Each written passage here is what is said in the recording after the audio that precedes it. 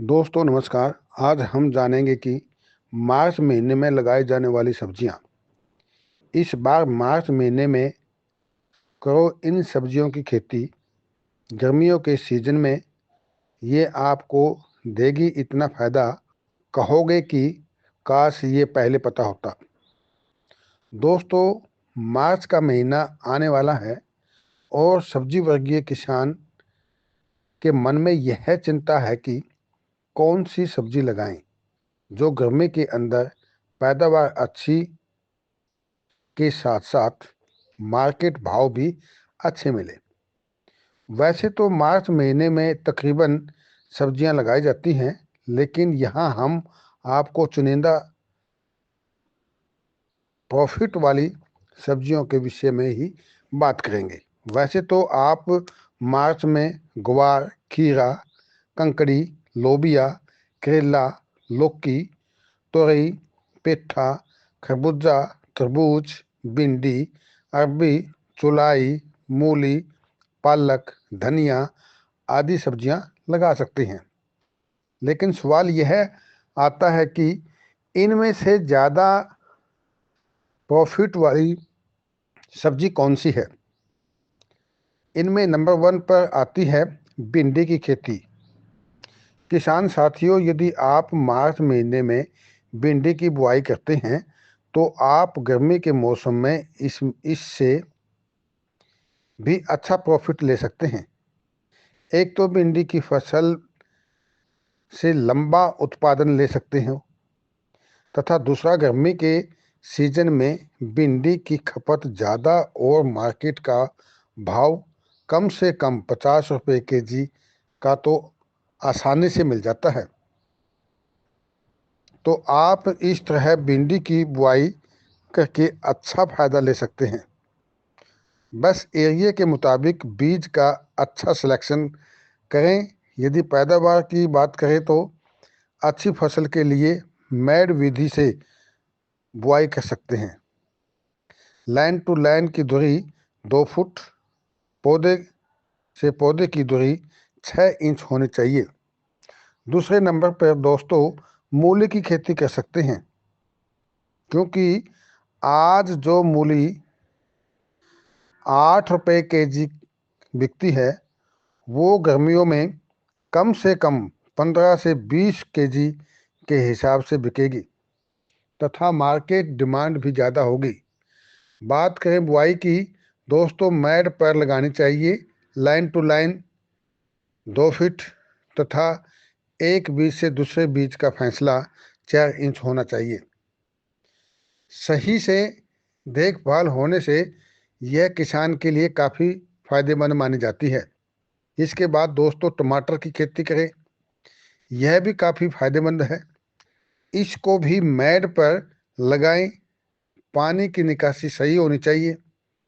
यदि नर्सरी नहीं तैयार की है तो मार्केट में इसकी पौध नर्सरी हर जगह पर मिल जाती है।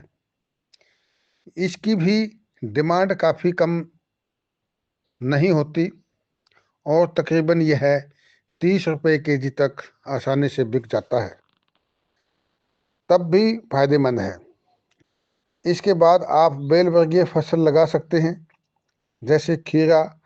दोस्तों गर्मियों में खीरे की डिमांड ज़्यादा होती है और मार्च में सही बीज का सिलेक्शन करके मेड़ पर लगाने से पैदावार अच्छी होगी और डिमांड व भाव भी काफ़ी अच्छे मिलेंगे। इससे काफ़ी फायदा होगा। इसके बाद खरबूजे की खेती कर सकें। मैट पर लगाएं। लाइन टू लाइन 4 फुट तथा एक पौधे से दूसरे पौधे की 8 से 10 इंच दूरी होनी चाहिए। बीज का सही सिलेक्शन करें तथा देखभाल सही किया तो इसकी भी गर्मियों में डिमांड व भाव अच्छे होंगे। यदि 40 रुपये केजी भी बिकता है तो भी किसान को फायदा है, क्योंकि यह भी लगभग लंबी अवधि का फसल मानी जाती है। इसके बाद तरबूज की खेती करें। दोस्तों वैसे तो कुछ भाइयों ने लगा दिए होंगे, कुछ तैयारी में हैं, लेकिन मार्च में लगाई गई तरबूज की फसल को जब हार्वेस्टिंग के बाद बाजार में ले जाएंगे तब इसकी डिमांड काफ़ी अच्छी होगी, क्योंकि गर्मियों का सीज़न होगा। क्योंकि गर्मियों में तरबूज को खाने का मज़ा ही अलग ही होता है। इसलिए यदि ये 10 से 15 रुपए केजी के हिसाब से भी बिकते हैं तब भी किसान को फायदा है। इसके बाद दोस्तों कंकड़ी की खेती करें। दोनों कंकड़ी इसी समय लगाई जाती है।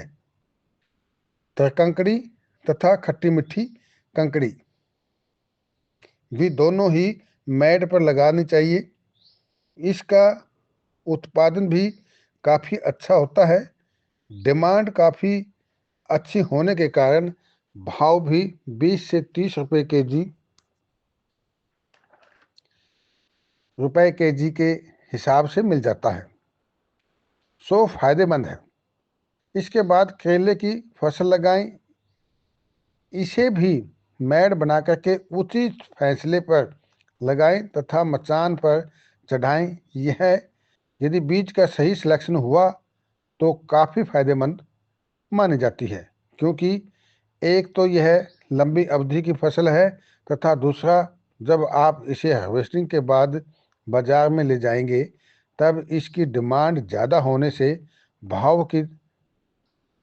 भाव भी तकरीबन 60 से 70 रुपए केजी होगा, जो फायदेमंद है। इसके बाद घिया की खेती करें। दोस्तों कुछ भाइयों ने लगाई हुई है, कुछ लगा रहे हैं। फिर भी लंबी या गोल दोनों ही लौकी आप मैड पर लगा करके मचान पर चढ़ा सकते हो। यह भी काफ़ी हेल्दी सब्जी मानी जाती है। 25 रुपए केजी से तो डाउन आती ही नहीं। दूसरा यह लंबी अवधि की फसल मानी जाती है। यदि भाव में उतार चढ़ाव भी आते हैं तब भी किसान के लिए फायदेमंद है। उसके बाद तोरी की खेती करें। इससे भी मैड पर लगा करके मचान बना करके लगानी चाहिए। दोस्तों तोरी एक बेल पर 9 मन उतर जाती है और जब हार्वेस्टिंग के बाद बाजार में लेकर जाएंगे तब इसका भाव 50 रुपये से कम नहीं मिलता, ज़्यादा ही मिलता है। यह भी फायदेमंद होती है।